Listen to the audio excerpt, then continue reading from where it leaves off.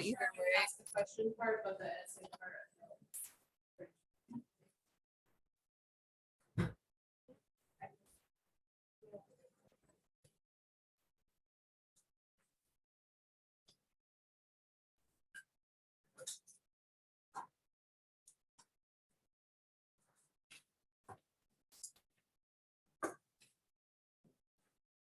Like, no offense, but I'm tired about hearing about Florida.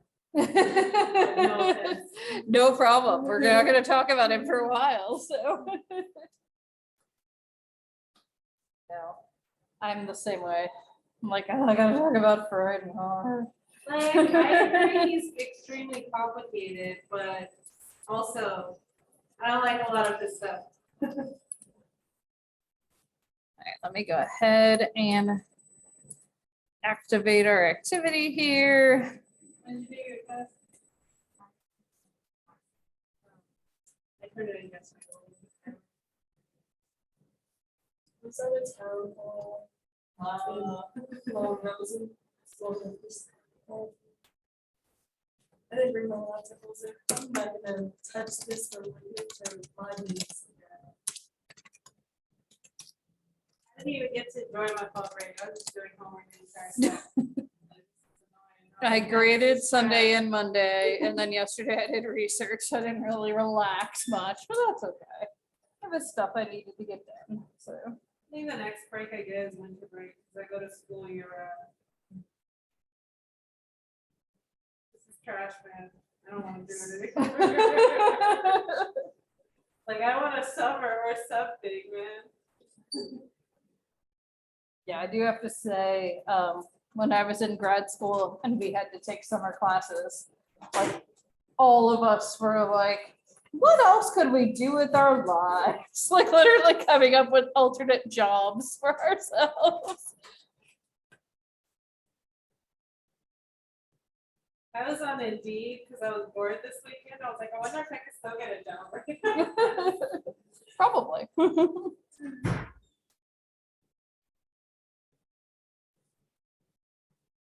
Does Indeed ever work for you? Because it's never worked for me. I've always used it. It's never worked for me. Yeah. I found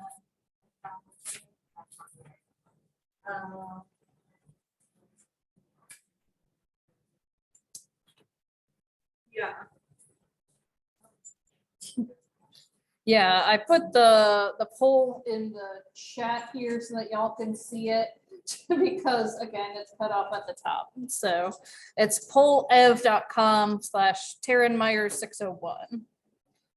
And so there are 3 different questions. I don't remember if it lets you answer them all at once or you have to wait till I go forward. But For the SONA studies, do we have to do like 4 of them, right? so for y'all, they're just extra credit. Okay. So you can do as many or as little as you want, but if there's classes you have to do them for, use them for those classes, I would say. Because there's not going to be that many this semester. Unfortunately. Like, I'm trying. I got one where we're working on the IRB, and then like one of my colleagues was like, maybe I'll have you collect some data. And I was like, yes, I will do that. I got you. I will help people as much as I can. All right, let's see. Some more people are signing on, so I'm gonna make sure I got everybody. All right, so folks that are on Zoom, I'll re-put the link in the chat for you, but you should be able to see it on screen too. We're doing a poll everywhere. And the first question is just, what's a trait?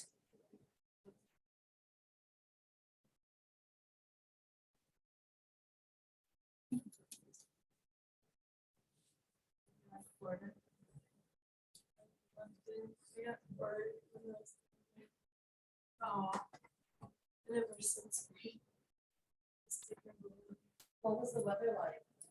It was 85. I Oh. literally had the door open, walked out. Stop. Nice. Every day. Walked out this morning, freezing cold. All right, It's so nice. I was laying on the beach every day. Oh my God. now I'm jealous. I did not want to come back this morning. Although I do have to say, like, we did some fun stuff. We went out to Culliver Farm and did pumpkin picking, which was Oh, that's awesome. fun. And my daughter just loves it. Yeah, I was sad enough on the way to the airport that I had to leave the weather girls and broke my phone. Oh no. What's your time again? It's, yeah, sorry, I'll pull the chat back up. It is Taryn Myers 601. I don't know if I was the 601st Taryn Myers or the 601st person in this area. That's just what they assigned me. Do we have to do an example of our, It's like, sometimes, it's for hit or like, miss. saying we're Sometimes gonna a be lot like, on, it's like perfect. an and then example that we, sometimes like, it's thought of. Yeah, that's fine. Okay. Please. Sorry, my internet is. Oh, that's okay. You can do it on your phone too. I think you could actually like, there's a way you can text to it, but now I'm not remembering how you do that. So that's not that helpful. Let me try. Yeah. Alrighty, and it's okay if you can't get it up. So that sounded weird out of context, sorry.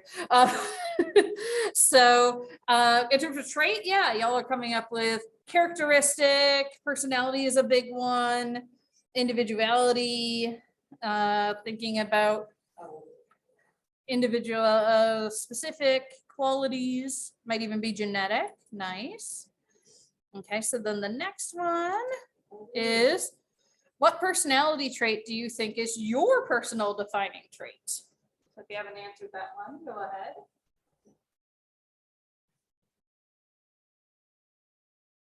So some people said charismatic. I love anxiety. Maybe. I like that one. Nice, exuberance, resourceful, caring.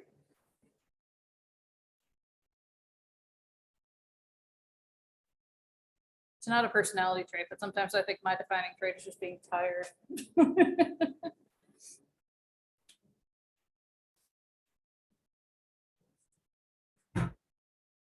Then you can go ahead and keep working on that one, and I'm just gonna go see what folks said for the next one. So what personality trait annoys you the most in other people? So people who are condescending, dishonest, oh yes.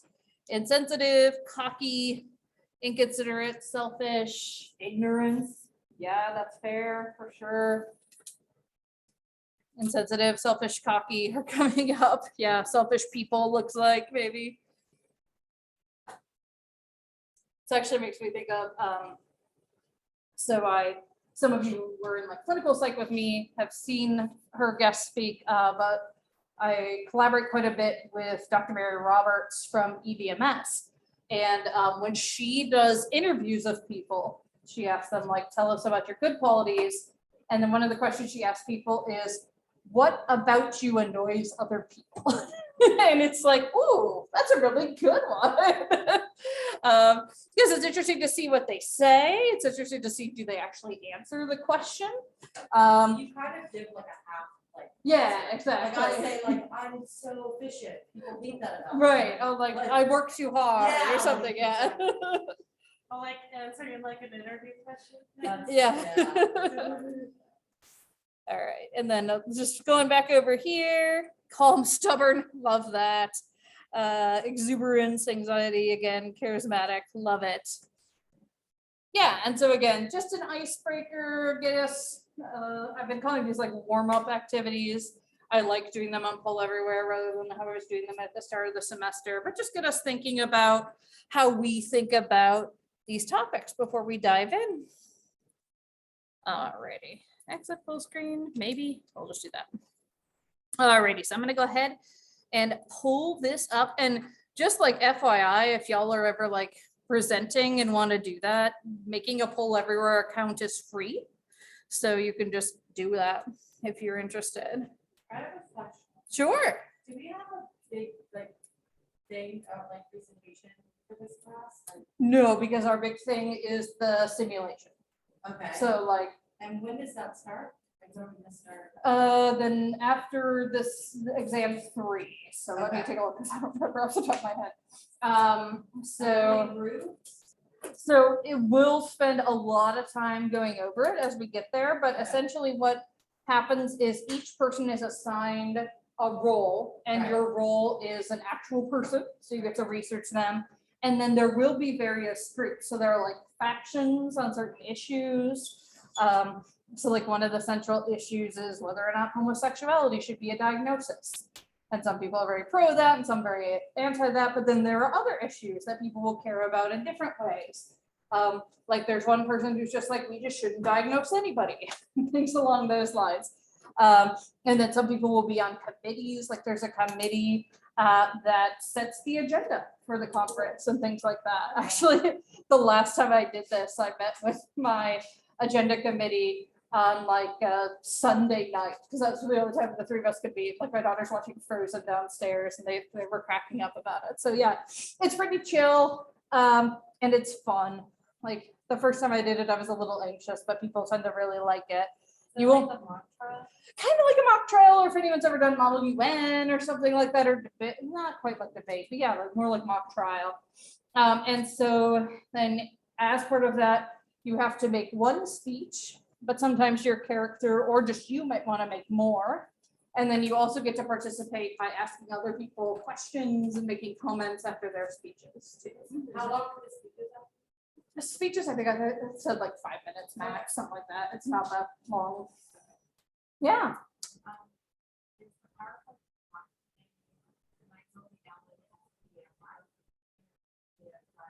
Oh, that's weird.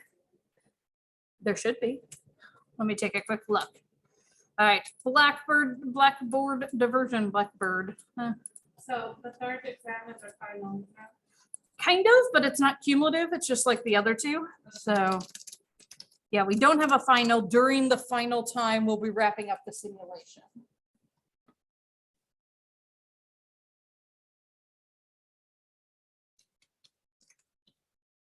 Have any of y'all ever actually had to do like the two-step verification yet? Yeah. It's like, oh, okay, you have, because some of my students are like, it had me sign up, but it hasn't actually done it. So I don't know like what's going on with how they're rolling it out. Let me take a quick look here. Just what I can do is just, oh, there are two separate folders. There's one for PDF lecture notes and one for the PowerPoint lecture notes. But yeah, if anyone ever wants the Google slides that I'm using, just let me know. And your exams you just took, I'll probably grade this weekend.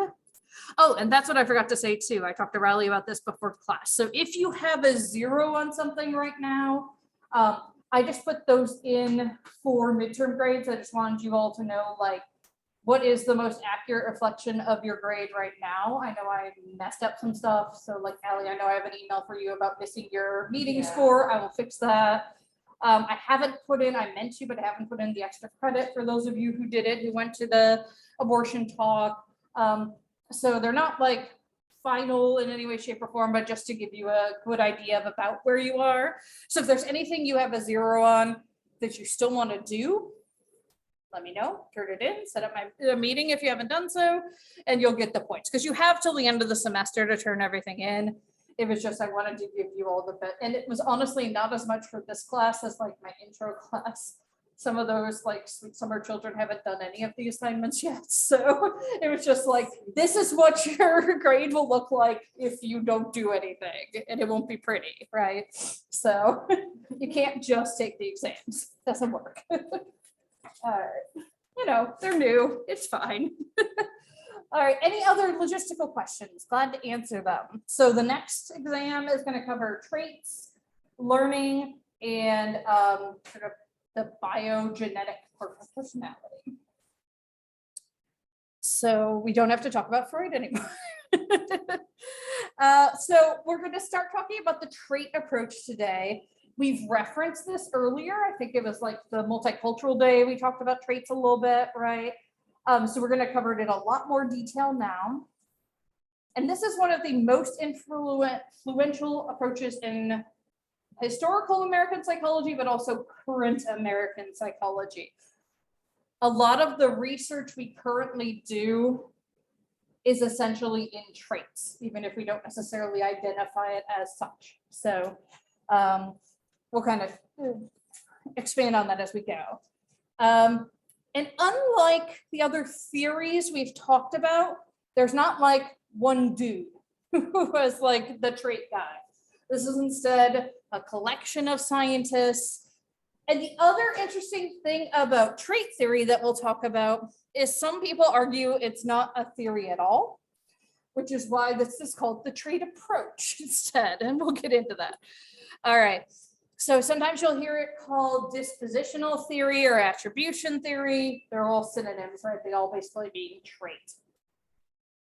Disposition are the qualities people carry around with them, the qualities that belong to them, and that are somehow part of them. So it's what are you disposed to do in a given situation. One of the things that people bring up a lot when we're talking about traits is consistency and continuity. So essentially traits, dispositions, attributions, again, they all kind of mean the same thing, give you structure for how you interact in your day-to-day life. So do you act the exact same in every situation? Yeah, see McKenna like, no, right? No.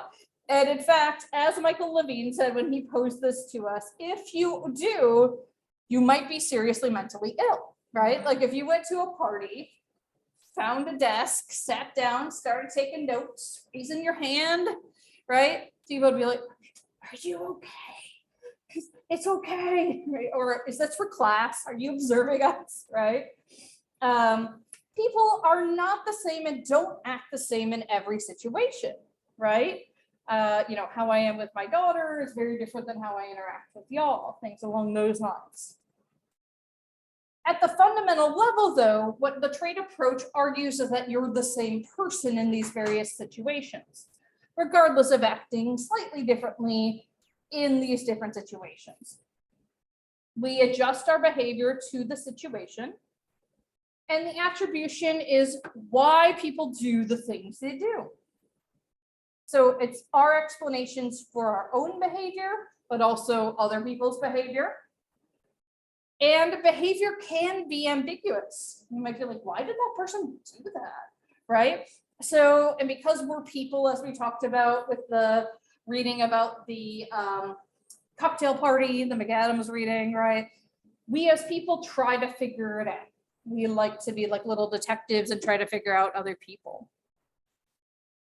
So an example that we could look at of a possible trait would be friendliness. So when someone's friendly, how would they react in each of these situations? So what might someone who's friendly do at a party? And people on Zoom, feel free to chime in the chat as well. Yeah, talk to everybody. Make conversation. They're not going to be that wallflower, right? How about if they see a stranger who's upset? How might someone who's friendly respond? Ask them. Yeah, ask them, are you okay? Can I do anything to help? Try to help them in some way. At a restaurant or a bar, how might they act?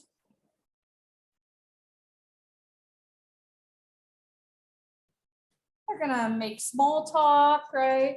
Chat with the person they're dining with. Try to find out about their day. How about walking down the main path of campus? How would a friendly person act? Probably wave at them. Yeah, there's those people who are like, they wave at everybody, right? Kind of like, are you Miss America? But they're just the friendly people. They want to say hi to everybody. And how about if a friend disagrees with them? Well, how would a person who's friendly react?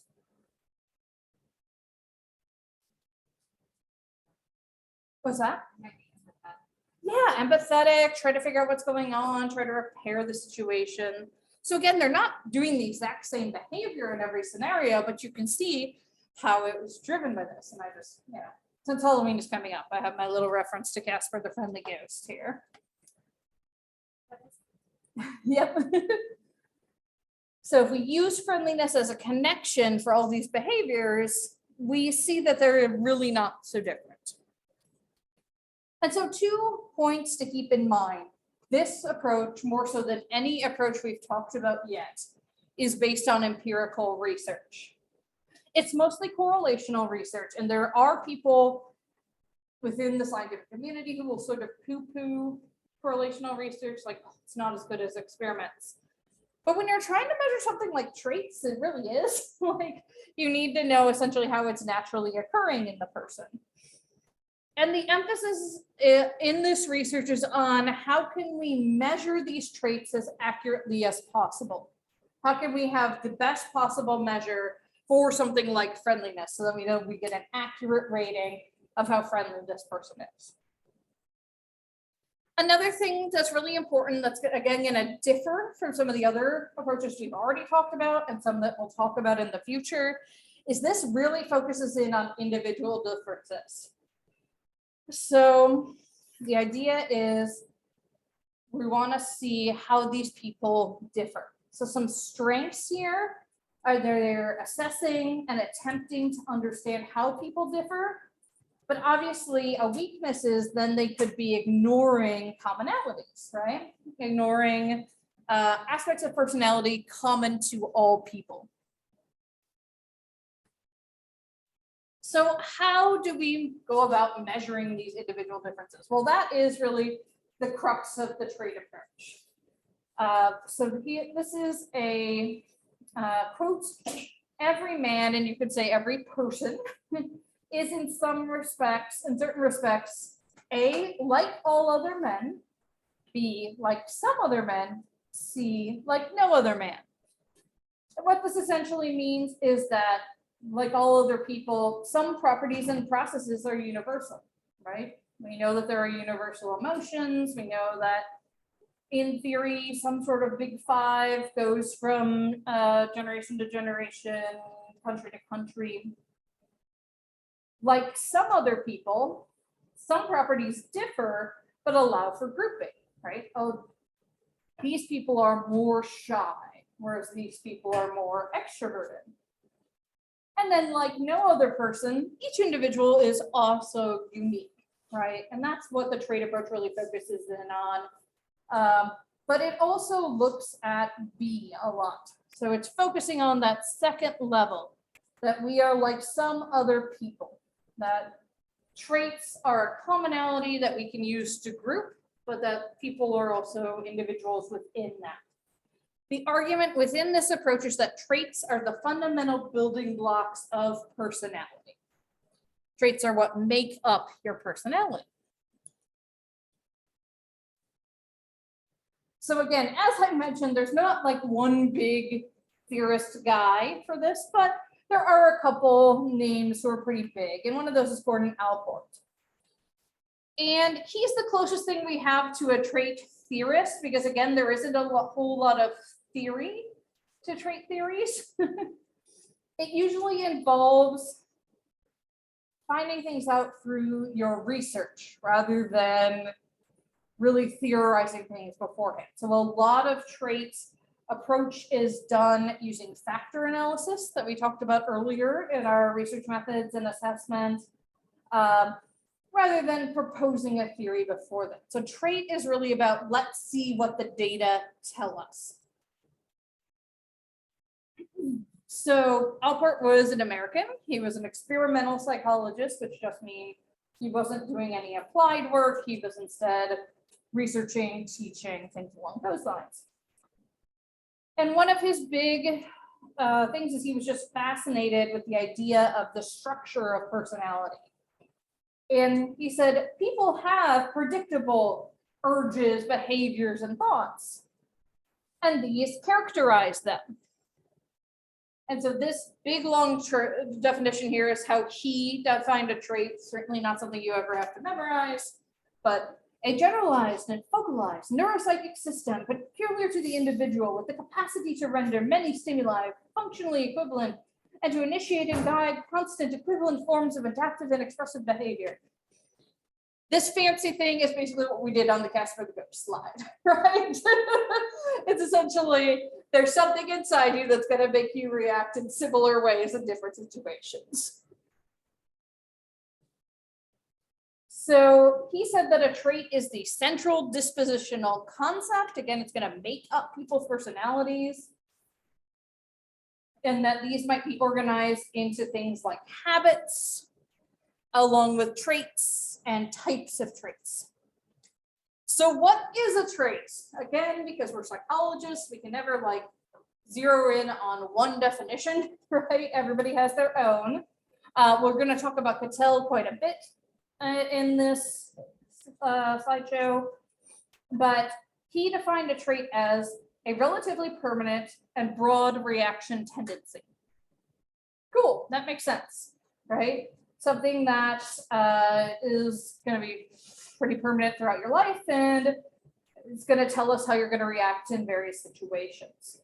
Cattell, though, of course, had to complicate things even more, and he argued that traits can be bunched into types rather than on a continuum. So a continuum would be just this. You could be high, low, etc. We'd have a pretty normal curve.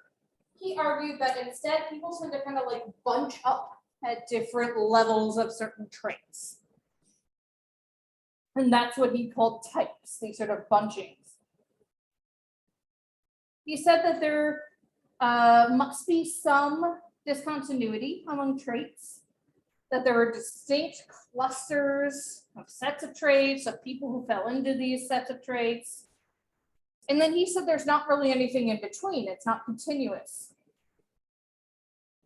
So the problem is, in the same book where he proposed this idea of types, he defined a type as a pattern of traits. Is that circular logic, right? We're using one to define the other. The trait is now becoming a characteristic, a place on the dimension, not the dimension itself. It kind of doesn't matter, right? This definition at the top is what matters, is that we're thinking about a trait that's a relatively permanent and broad thing about us that causes us to react in similar ways in different situations. Another name here is H.H. Kelly. And so he was really in what we call the cognitive revolution in the 60s and 70s, where they were looking at the human mind as similar to a computer. And he said, you know, what if people were logical information processors? We just, exactly, yeah, we took information in, we put it out, and there's like a program in our minds, maybe determined by our personality traits, that tells us this is the reaction you're going to spit out. He said that there would then be three kinds of information. One is consensus. Do all people respond the same way to a certain stimulus or a certain situation? So we're looking at, are there inter-individual differences? Or again, is it something that everyone's pretty similar on? So that's consensus. Do all people respond the same way? Consistency is, does the individual person act the same way over time? So now we're looking at consistency within the person, intra-individual consistency. So consensus is across people, consistency is within one person. And then distinctiveness. Does the person respond this way only to this particular stimulus, this object, this person, this situation? And so distinctiveness gets more into cross-situational consistencies. And so the hypothesis here is that if traits are a thing and traits actually determine how we react to things, then we would make internal and stable attributions. That means that the reason people react certain way come from within them, and that's going to be relatively stable over time. And so in order to do that, based on these three kinds of information, we would want consensus to be low, because we want to say there are individual differences. There are differences between people, right? It does matter that we talk about traits. Consistency is high. Again, the person is going to react similarly in different situations, which would also mean distinctiveness is low. So personality is intended to capture consistency, stability, and individual differences. So it's stable over time, it's consistent across different situations, but then it differs from person to person. That's the idea of traits. So how do we decide if a trait is actually a trait? Well, this is where the complicated psychological science comes in. So if you remember back when we mentioned assessment, we did that. We talked about validity. In particular, what we're going to be talking about here is construct validity. Basically, this is the majority of what goes on in psychological research in the modern era. It's the process of proving or finding support for and that an idea about what a trait is can actually predict what people will do in the future. So construct validity is if we have an idea about a trait and we measure that trait somehow in a person, that will predict what people will do in the future. This is the essence of the trait approach, dispositional approach, whatever we want to call it. Does that mean that everyone is like similar in those traits? No, so what this means is that the trait would be consistent for that person over time and across situations. Good question. Yeah, so that you could vary on the trait, but that, you know, everyone, let's be really arbitrary. Let's say we have a score of 0 to 10 on a trait. And everyone who scored a 10 on a trait, you know, would like react a certain way in a given situation. But so would everyone who scored a 1 on the trait. So there is variability. And again, just to remind us that a construct is an idea or a perception put together by a psychologist, a theorist, what have you. So basically, we come up with measurement devices. These are typically questionnaires. These are typically self-report questionnaires that people can fill out on SurveyMonkey, or paper and pencil, whatever way, right? So the idea is that has construct validity to the extent to which that questionnaire allows you to predict things about that person. So it enables you to support predictions made on the basis of theory in which that construct is measured and embedded. So you might have a theory about a particular trait, right? Rather than an overarching theory about personality in general. So the idea is if my questionnaire has good construct validity, I can give it to you, and based on the answers, I can predict your future behavior. And sometimes this becomes really important in applied settings, right? So let's say I give you a measure of suicidal ideation. I really want the construct and validity to be good on that, right? So that I can predict whether or not you will actually attempt to die by suicide. That's very important prediction that clinicians have to make all the time. So again, big wordy things here. A construct is not directly inversible and is only known by the network of laws in which it occurs. And we call this network the nomological net. This is going to get a lot more clear with diagrams on future things. Cronbach and Meehl are huge names in this area of personality traits, but also assessment, and in particular construct validity. This 1995 article they're citing, I think we spent at least a week on this one article when I was in my graduate assessment course. Like, they are a big deal. But basically they said the process of test validation is open-ended. It doesn't ever end. You're never like, yep, this test is good, we're done. The idea is that you're constantly developing and evaluating a theory about what the scores on the test actually mean. So if I score high on the Beck Depression Inventory, what does that actually mean? Am I diagnosable with depression? Does it mean I just have depressed attitudes? Does it mean I'm going to act in certain ways that are typical of someone who's depressed? So in this sense, the process of construct validation is identical with investigation and elaboration of that nomological network to trying to come up with a good definition. So basically what these fancy quotes are saying is by examining the construct validity of an assessment instrument, again, most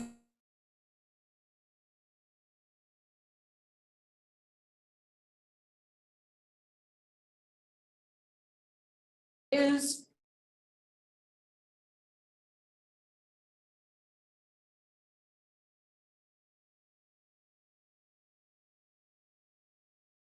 clear. So again, for a particular trait, we come up with a theory. And the theory has assumptions, it has principles, it has constructs related to that trait. And then this is, again, sort of a refresher for the scientific method in general, but it gets a little more specific. So then we're gonna come up with a way to measure it. Again, the vast majority of the time, we're gonna try to use a questionnaire. But there are some things that maybe we want a structured interview for. So for example, if we're evaluating the symptoms of a psychological disorder, we may have more confidence in a clinician helping the person describe those symptoms than them just filling out a questionnaire about it. Or sometimes we need to do behavioral observations, right? Kid with ADHD. We can ask for self-report all we want, but sometimes you can only really see it if you watch their behaviors, right? So you're also going to come up with predictions and hypotheses based on your theory, and then, coming up with the way to measure it. And then you're going to do your research. You're going to give this questionnaire along with other questionnaires. You're going to give it to certain people. You're going to do it with a specific methodology. Are you going to do it in person? Are you going to do it online, right? What other questionnaires are you going to give them at the same time? And you get findings. Based on those findings, you might decide, oh, this questionnaire isn't really measuring exactly what I want it to, or maybe it's not getting all aspects of what I want it to. Like if I have a measure of depression and I'm just asking about depressed mood, then I'm missing all the physiological symptoms, like needing more sleep, eating more, things along those lines, right? So maybe I go back and I refine, redesign, revise that measurement. Maybe I try to make my questionnaire better. Or maybe I've done that enough that I look and say, maybe my theory about this trait is wrong, right? Maybe there's something I'm missing in my theory that this questionnaire is showing me about this. This is how we get to construct validity. The biggest issue is, and I've said this before, I can't just look at you or put a scanner to the back of your head and be like, they have this score on extroversion or introversion, right? So this is how we try to get at things we can't directly observe. We try to find the best way possible to most accurately measure it. And in so doing, we refine our ideas about what that trait actually is. So some people at this point get really annoyed and they're like, oh, if it's not even a theory, who cares, right? Fair. But there is a point to measuring traits. As we pointed out, traits can predict behavior. Sometimes that becomes very important, especially when someone might be a danger to themselves or others, for example. Traits can also be used to understand behavior. Why is someone doing what they're doing? Or I get to y'all. Why do you think that traits are important? Yeah, Alex. Maybe because they're specialized. Mhm. I feel like traits are very personal. Yeah, So you can figure out a lot by I think that's a really good point. Yeah, and you figure out how to understand that person, then I also think they become meaningful for us Yep. too, right? And how we define ourselves. Right. Did you have something, Katie? Okay, thought I saw your hand. Oh, good. Yeah, so lots of different ways that this becomes important, right? And of course, because we're psychologists, we have to make things even more complicated. And so people talk about whether we want to focus in on one trait, or do we want to look at multiple traits when we're researching? What should we be looking at? So the single trait approach is, let's really focus in on one trait, and we want to study that particular trait and how it predicts behavior. So what do people with a certain personality trait do? And it particularly different levels of that personality trait, right? Because that's another important thing about traits is it's not like a yes, you have it, no, you don't, right? It's sort of a where do you fall along the continuum of that trait. So you might examine correlations between that one trait and many behaviors. So an example of one that's been studied quite a bit, might be storied too, is authoritarianism. Authoritarianism is a willingness to turn one's will over to an external authority to avoid having to make personal choices. They also enjoy giving orders, which they expect to be followed without question.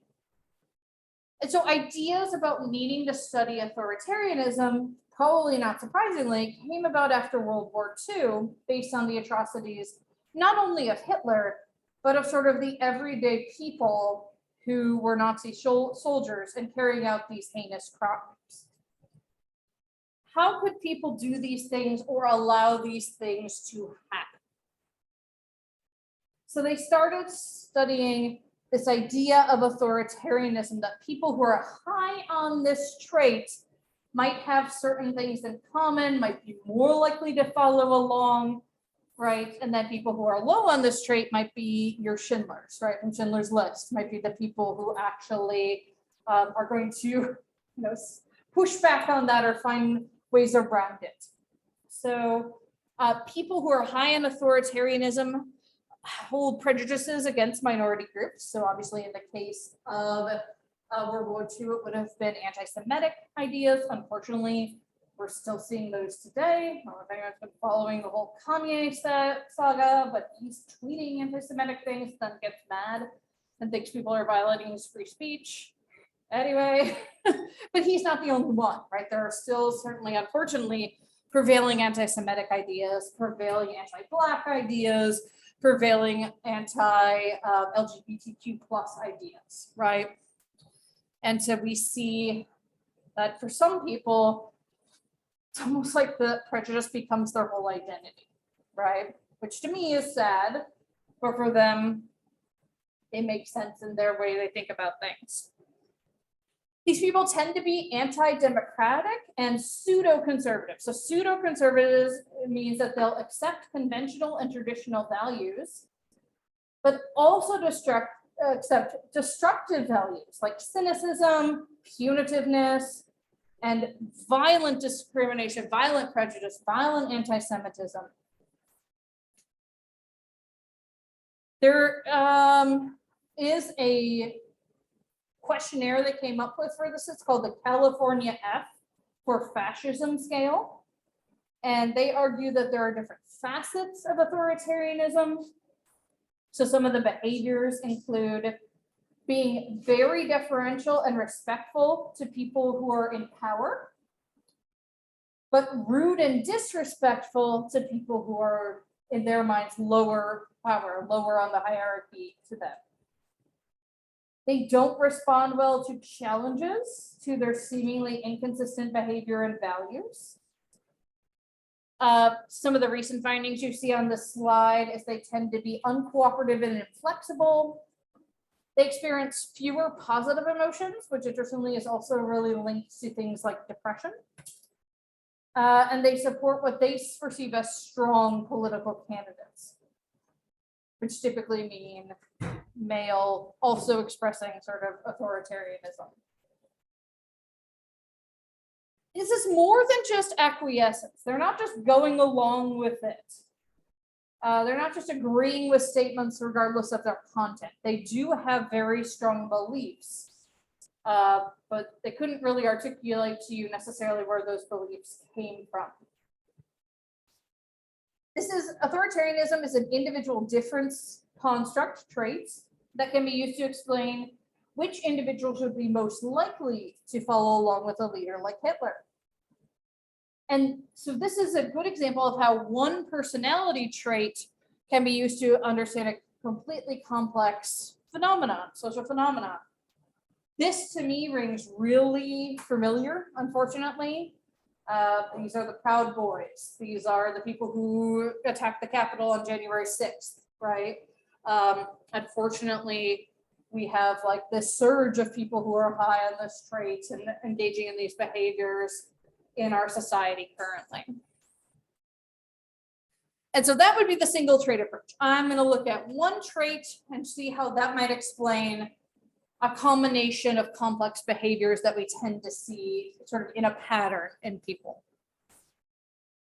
But then you might also say, well, I don't feel like one trait's going to explain everything I want to look at. So then you might take what instead is called the many trait approach. So then you're going to look at, okay, now we're going to focus in on an important behavior. And who does that behavior? What traits do they have in common? So you're going to examine correlations between one behavior and many traits. So this is really a lot of what I do in my research. So I look at one behavior like disordered eating behavior, right? People who are engaging in things that are harmful to their bodies, but because they want to look a certain way. Or for other reasons. Sometimes it's self-soothing, things along those lines. And what traits are they sharing? And the idea is that hopefully we can inform how to intervene and prevent these things from occurring in the future.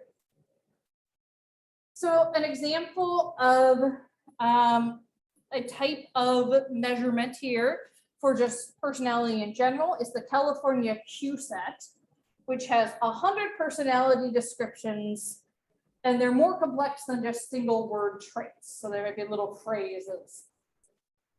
So example items here, it's that these would be, they're written as like is, and you'd either be doing them about yourself or somebody else. So is unpredictable and changeable in behavior and attitudes. That's just one right there. Another example is vulnerable to real or fancied threat. Another one is a talkative individual. Okay. And so then you basically, it's a forced choice. They basically have to say yes or no. This applies to me or it doesn't. And you compare these characteristics within individuals.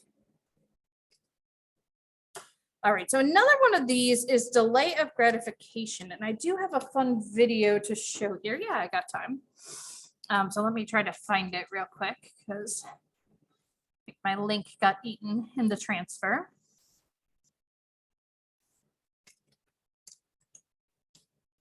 Some of you may have seen this before. This is the marshmallow test.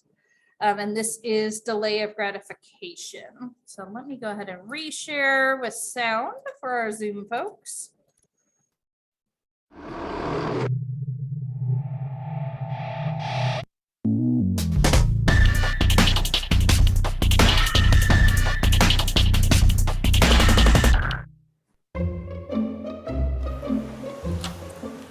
Okay, sit in that chair.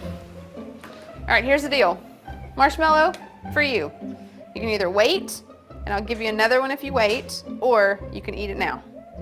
When I come back, I'll give you another one, so then you'll have two. But stay in here and stay in the chair till I come back, okay? All right.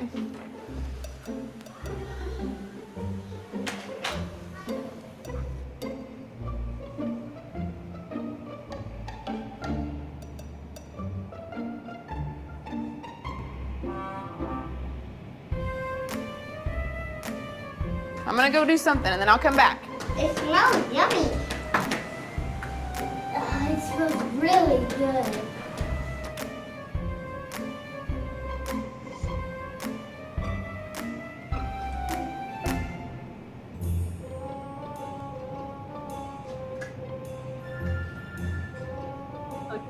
Trying not to look at it.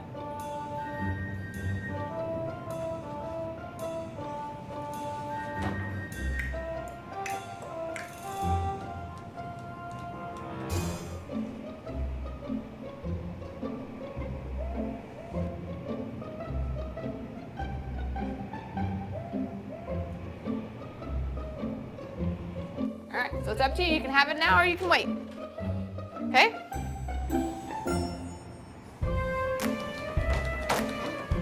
I'll be back. Stay in the chair, okay? Okay.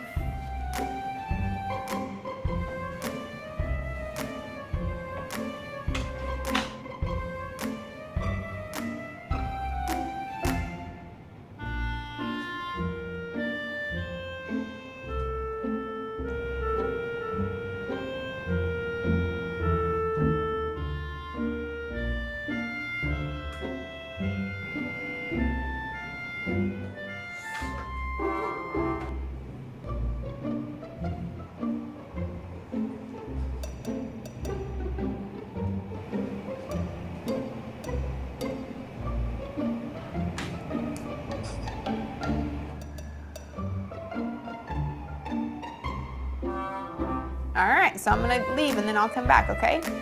So you can either eat it right now or you can wait. Either way, okay? Okay. Not waiting.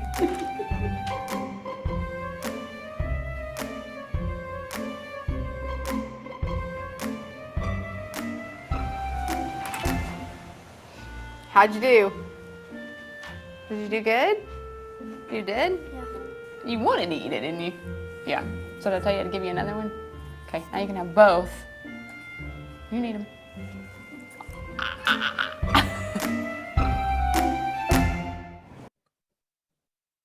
So that is a lovely example of the trait of delay of gratification. And we'll talk about delay of gratification more on Friday. So y'all can go.